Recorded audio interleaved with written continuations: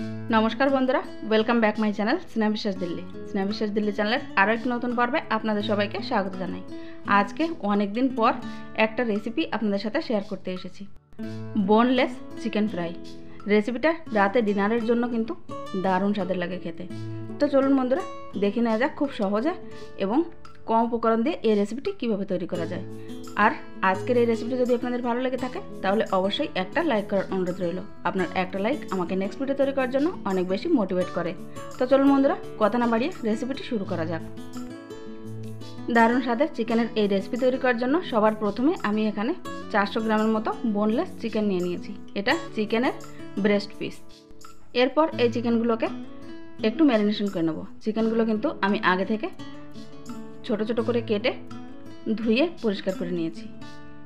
এইবার এই চিকেনের ভিতরে দিয়ে দিচ্ছি 1 চামচের মতো ভিনিগার আর দিয়ে দেবো স্বাদ মতো লবণ, সাথে গোলমরিচের পাউডার। ব্যাস আর কিছুই লাগবে না। এই সব উপকরণ দিয়ে চিকেনটাকে বেশ ভালোভাবে মেখে 30 মিনিটের জন্য রেস্টে রেখে দেবো। ভিনিগার দেওয়ার ফলে চিকেনের যে একটা গন্ধ থাকে সেই গন্ধটা অনেকটাই কেটে যাবে এবং চিকেনের টেস্টটাও দারুণ আসবে। তবে আপনাদের কাছে যদি এখানে ভিনিগার না থাকে তাহলে এখানে অর্ধেকটা লেবুর রসও দিয়ে দিতে পারেন। তো বন্ধুরা এবার ফিরে আসছি 30 মিনিট পর। 30 মিনিট পর চুলা একটা কড়াই বসিয়ে দিয়েছি। কড়াইতে দিয়ে দিচ্ছি পরিমাণ মতো সর্ষের তেল। রান্নাটা আজকে আমি সর্ষের তেল দিয়ে তৈরি করছি। আপনারা চাইলে সাদা তেল দিয়েও কিন্তু রান্নাটা করে নিতে পারেন। তেল ভালোভাবে গরম হয়ে গেলে এর ভিতরে দিয়ে দেবো ক্যাপসিকাম।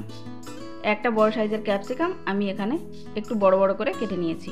ক্যাপসিকামটাকে আমি ফ্রাই করে নেব। ক্যাপসিকামটা কিন্তু খুব বেশিক্ষণ ধরে ফ্রাই করার প্রয়োজন নেই। মিনিট 2-এর মতো একটু হাই ফ্লেমে ভেজে নিতে হবে। আর এই ক্যাপসিকামে অবশ্যই অল্প একটু লবণ দিয়ে দিতে হবে।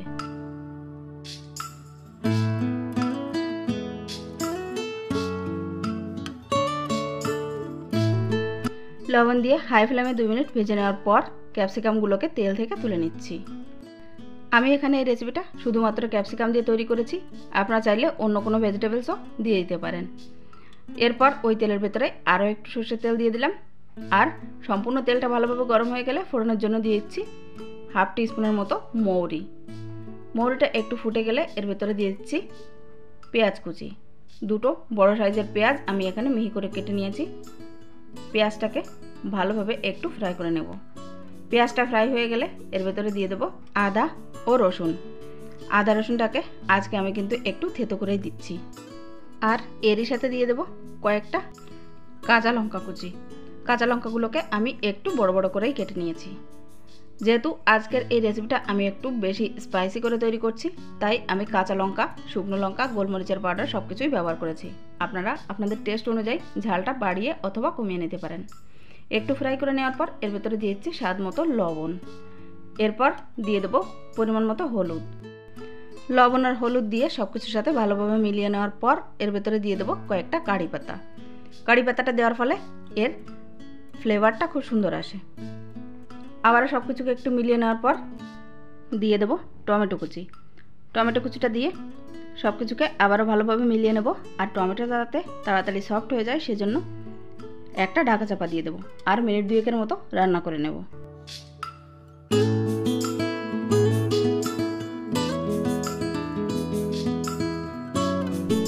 বন্ধুরা 2 মিনিট পর ফিরে এলাম। এইবার এর ভেতরে দিয়ে দেবো জিরে গুঁড়ো এবং ধনে গুঁড়ো।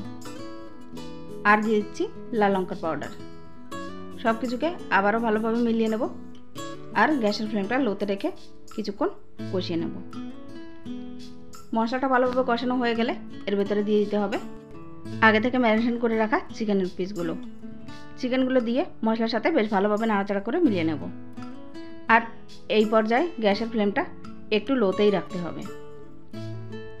যেহেতু এই রান্নাটা করার সময় কোনো প্রকার জল দেবো না তাই গ্যাসের ফ্লেমটা লোতে রেখেই রান্নাটা করে নিতে হবে।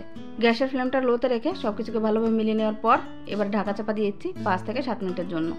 দেখুন 5-7 মিনিট পর চিকেন থেকে কিন্তু বেশ অনেকটাই জল বেরিয়ে যাবে। আর এই জলে কিন্তু চিকেনটা সেদ্ধ হয়ে যাবে। সব কিছুকে আবারও ভালোভাবে একবার নাড়াচাড়া করে নেব যেন নিচ থেকে লেগে না যায়। তারপর আবারও ঢাকা চাপা দিয়ে দেবো আরও 4-5 মিনিটের জন্য। এভাবেই গ্যাসের ফ্লেমটা লোতে রেখে ঢাকা চাপা দিয়ে দিয়ে এই রেসিপিটা তৈরি করে নিতে হবে। দেখুন এবার কিন্তু যে জলটা বেরিয়ে এসেছিল সেই জলটা অনেকটাই মাখো মাখো হয়ে এসেছে। এই পর্যায়ের ভিতরে দিয়ে দেবো ফ্রাই করে রাখা ক্যাপসিকামগুলো। ক্যাপসিকামগুলো দিয়ে খুব বেশি সময় ধরে রান্না করার কিন্তু কোনো প্রয়োজন নেই। 3 থেকে 4 মিনিট ক্যাপসিকামের সাথে চিকেনগুলোকেও ভালোভাবে রান্না করে নিতে হবে।